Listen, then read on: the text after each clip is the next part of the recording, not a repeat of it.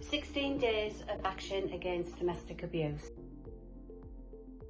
Today we just wanted to have a little chat with you to raise awareness of domestic abuse and help you get a better understanding.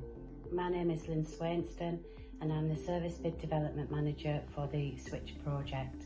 My name's Lisa Fagan and I'm a floating support worker for the project. My name's Sue Martin. I'm a floating support worker and administrator for the project. Switch supports vulnerable women in the community and in the home. We get referrals from social services, police, probation, specialist organisations, from refuge, and we also get self-referrals. Switch is funded by the Big Lottery, and we've also got some funding from the PCC for 2 of our posts.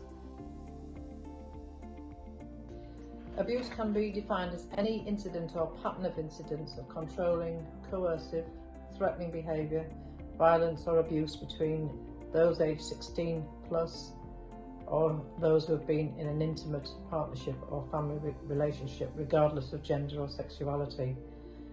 The types of abuse can include emotional abuse, sexual abuse, economic abuse and or psychological, coercive control, physical or sexual abuse, harassment and stalking. We quite often get asked, how do we recognise abuse? We quite often, once we get a referral, it may come through that somebody's just feeling lonely, isolated, and we don't get much information.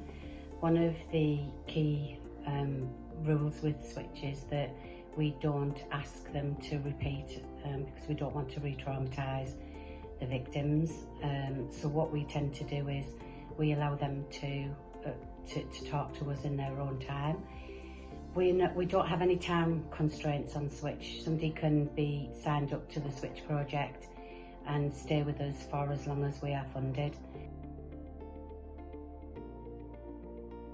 The key points that we might identify during our initial assessment period is for signs of domestic abuse is quite often physical, signs of bruising.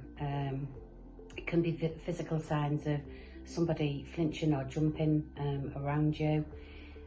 Emotional, very, very emotional on first meeting them.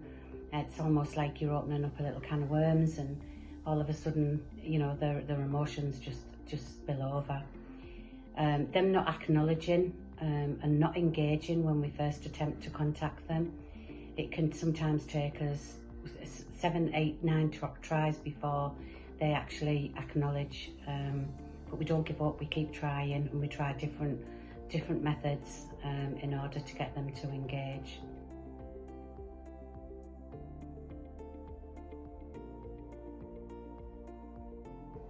We quite often get asked, how do we support people? And I think that the best person to possibly sort of have a chat with you all about this is Lisa. Hi, so I self-referred myself to Switch about 3 years ago now, and I self-referred myself to Switch to help me with housing. My perpetrator was due out of jail and I'd cried for help every which way possible, and I was still stuck in the house. A week prior to him getting out, Switch got on board.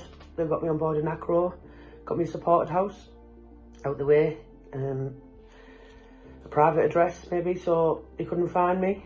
I was in a situation where my address was printed in the paper when the perpetrator was living in Sheffield, released for a home visit, and he found me. From then he smashed my house up.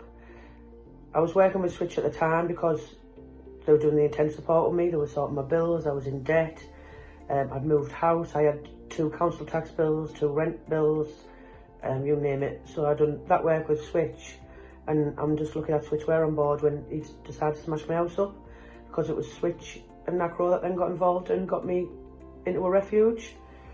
I then fled the area, got myself into a refuge.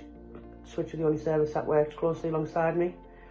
I got myself in a situation where my kids took into care, the social services, and if it wasn't for Switch, I still honestly believe that I wouldn't be where I was today. So not only did they support me throughout the whole time, Sue in particular kept me very calm. She supported me through all my social services meetings. I had no idea what I was doing. I had no idea who I was talking to. Switch were brilliant in the fact they had no judgment against me. They still had faith in me. They identified and listened to everything I had to say. They were advocates for me when I needed to, and attended meetings, not just for me but with me. Never just pointed me to the signpost. They actually would just have me all the way.